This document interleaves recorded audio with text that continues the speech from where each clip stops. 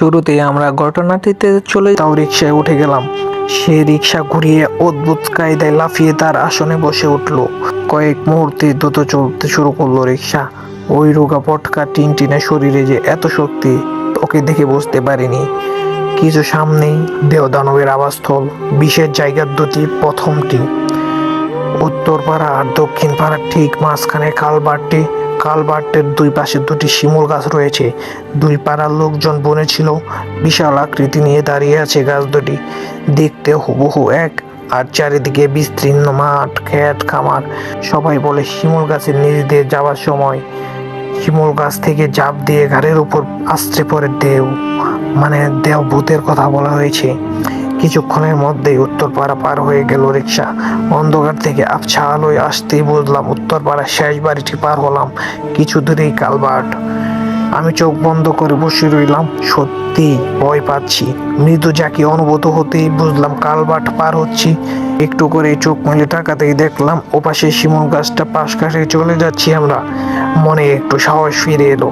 একটা ঝামেলা তো পার হলো। পরবর্তী স্পট একটু সামনেই। ওখানটা অবশ্য একটু অন্যরকম।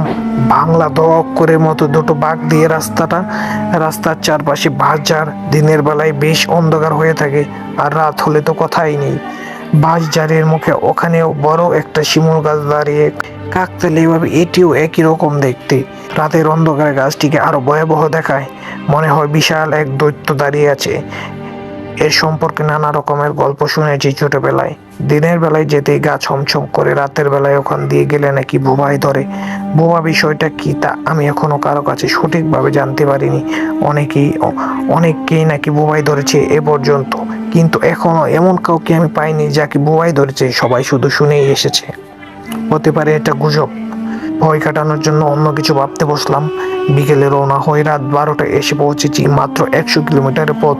আশ্চর্য, ঢাকা থেকে যদি 3 ঘন্টা সময় লাগে বের হতে, তাহলে কেমন লাগে? ভীষণ মেজাজ খারাপ হচ্ছে দেশের ট্রাফিক ব্যবস্থার উপর।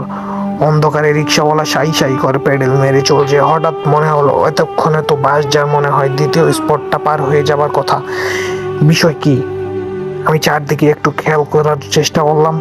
ওই তো সামনে আবছাভাবে শিমুল গাছ দেখা যাচ্ছে।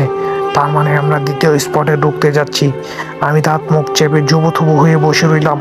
শিমুল গাছটা পার হবার পরে আবার মৃদু জাকি খেলো রিক্সা। মনে হলো রিক্সাটা আবারও কালভার্ট পার হলো। আশ্চর্য, কালভার্ট তো পার হয়ে এলাম এবার। ঘটনা কি? আরে, এই তো এপারে শিমুল গাছটি। আবছা আলোয় দেখা গেল। পাশ কাটিয়ে চলে গেলাম। কি ব্যাপার, এমন হলো কেন? ভূতের ভয়ে মাথার ভেতর উলট পালট হয়ে গেল। আমি সচেতন ভাবে তাকালাম। ছুটে চলছে রিক্সা। এক মনে চালিয়ে যাচ্ছে রিক্সাওয়ালা। কিছু জিজ্ঞেস করবো ইচ্ছে করছে না, বেকুবি হয়ে যাবে। আমি শহরের ছেলে বলে কথা। ভয় পেয়েছি শুনলে এ কথা পুরো এলাকায় রটে যাবে। ওই তো সামনে আবছা অন্ধকারে আবারও শিমুল গাছে অবৈ চোখ পড়েছে। পৌঁছে গেছি এবার বাঁশঝাড়ের কাছে। আমি সজাগ দৃষ্টি মেলে তাকিয়ে আছি। আমার বাম দিকে শিমুল গাছটা পার হয়ে গেল। তারপর আবার মৃদু একটা জাকি। আমরা তৃতীয়বারের মতো কালভার্ট পার হচ্ছি।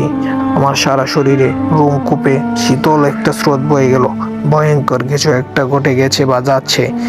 আমি রিকশায় বসে প্যাডেলরত রিকশাওয়ালার গায়ে হাত রাখলাম। বরফের মতো ঠান্ডা হয়ে আছে রিকশাওয়ালার শরীর। আমি তা দেখে স্তম্ভিত। তারপর আমি অনেক কষ্টে বাসায় চলে গেলাম, এবং বাসায় যাওয়ার পর মনে হলো আমাকে হয়তো ওই গাছের নিচে বোবায় ধরেছিল, যার কারণে আমি একই রাস্তা বারবার পার হচ্ছিলাম। তো আজকের মতো এতটুকুই ছিল। নেক্সট ভিডিও পাওয়ার জন্য আমাদের চ্যানেলটিকে সাবস্ক্রাইব করুন এবং পাশে থাকা বেল আইকনটি বাজিয়ে দিন। তো গুড বাই, আল্লাহ হাফেজ, সবাই ভালো থাকবেন, ধন্যবাদ।